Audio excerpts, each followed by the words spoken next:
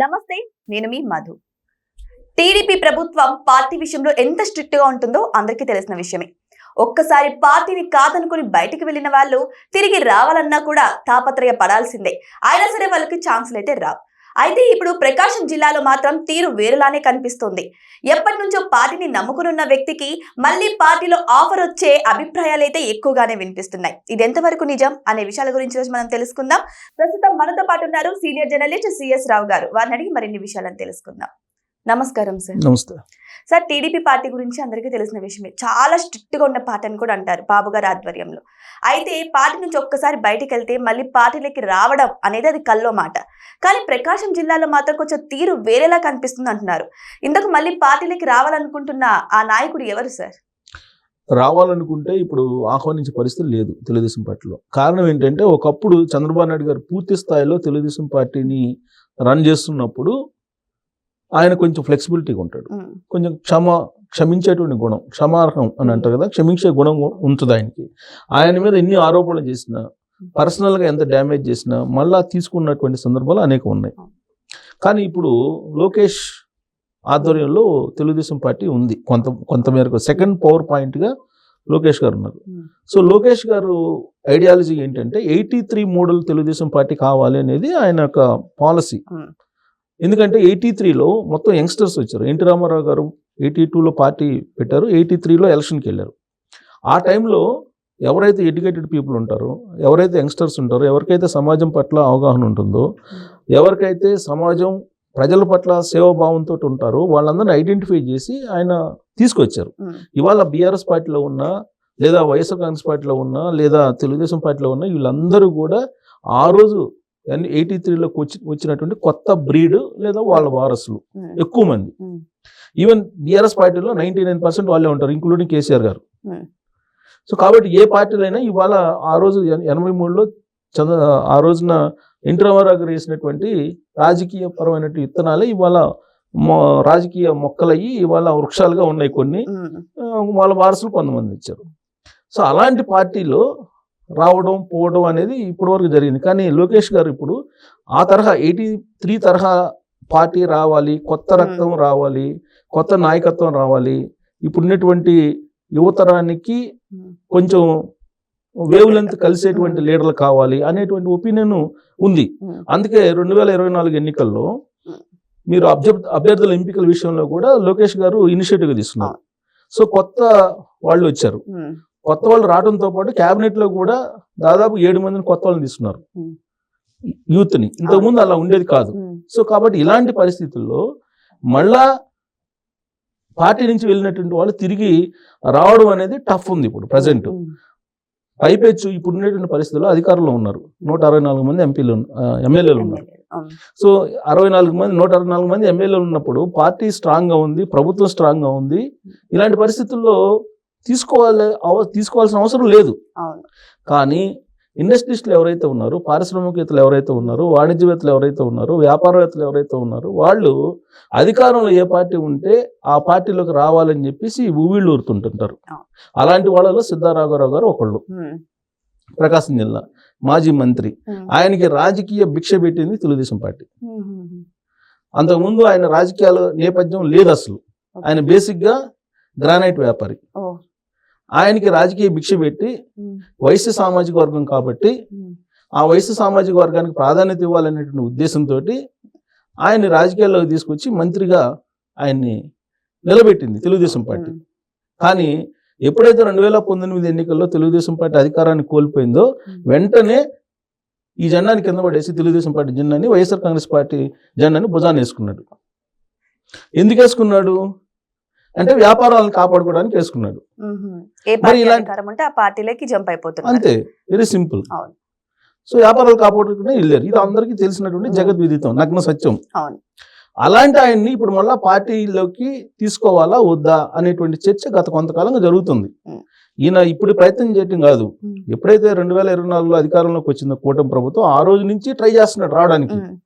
కానీ లోకేష్ గారి అభిమానులు కానీ, లోకేష్ గారి ఫాలోయర్స్ కానీ, లోకేష్ గారిని అభిమానించేటువంటి వాళ్ళు కానీ వీళ్ళెవరు కూడా తెలుగుదేశం పార్టీలో అతన్ని తీసుకోవద్దు అని చెప్తున్నారు. పైగా అక్కడ ప్రజెంట్ గొట్టిపాటి రవికుమార్ గారు మినిస్టర్ ఉన్నారు.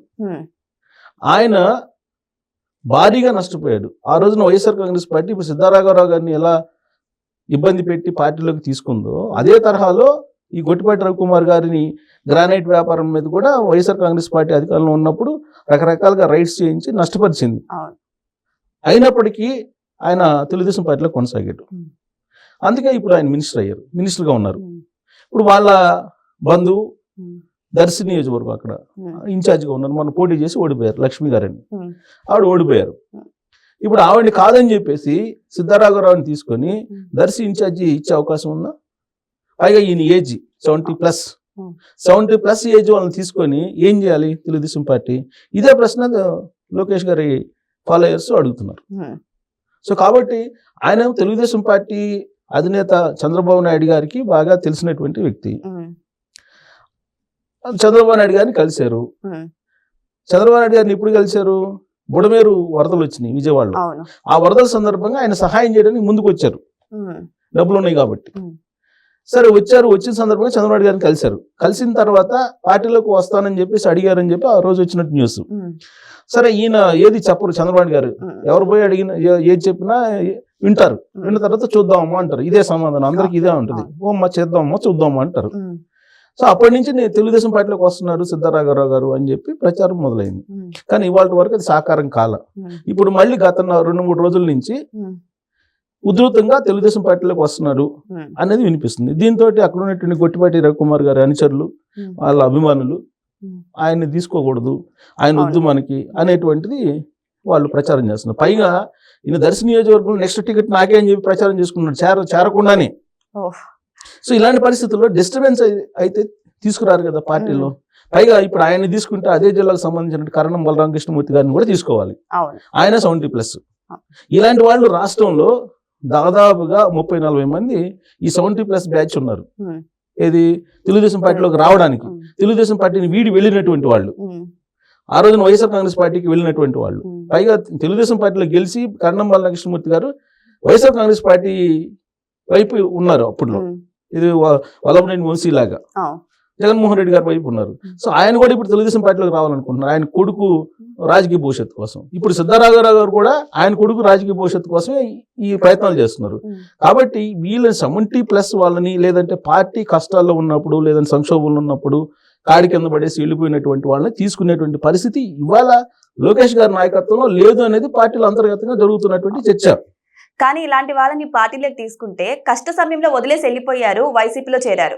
మళ్ళీ ఇప్పుడు తీసుకుంటే మళ్ళీ ఒకవేళ వైసీపీ మళ్ళీ అధికారంలోకి వస్తే మళ్ళీ పార్టీని వదిలేసి వెళ్ళడానికి గ్యారంటీ అయితే లేదు కదా. ఇదే అభిప్రాయాన్ని వాళ్ళు వ్యక్తం చేస్తున్నారు. ఎవరు అక్కడ ఉండేటువంటి గొట్టిపాటి రవికుమార్ గారి అభిమానులు వాళ్ళు. ఆల్రెడీ దర్శిలో బలమైనటువంటి క్యాండిడేట్ ఉన్నారు. మళ్ళీ ఈయన తీసుకొని ఏం చేయించాలి అనేది. అయితే అక్కడ ఒక పాజిటివ్ పాయింట్ ఏంటంటే అతనికి వైశ్య సామాజిక వర్గంలో బలమైనటువంటి లీడర్ తెలుగుదేశం పార్టీలో ఉన్నప్పటికీ కూడా ఆర్థికంగా బలమైనటువంటి వాళ్ళు లేరు. సో ఆ కోణం నుంచి తనని పార్టీలో చేర్చుకుంటారు అనేది వినిపిస్తుంది. కానీ ఇప్పుడు లోకేష్ గారి ఆధ్వర్యంలో అయితే షట్టర్ క్లోజ్ చేశారు ఇలాంటి 70+ లీడర్లకి. సరే ఉన్నటువంటి వాళ్ళు అయితే ఓకే, పార్టీలో ఉన్నారు, పార్టీలో ఉడిదుడుకులన్నీ ఎదుర్కొని కొనసాగుతూ ఉన్నారు, వాళ్ళ ఓకే.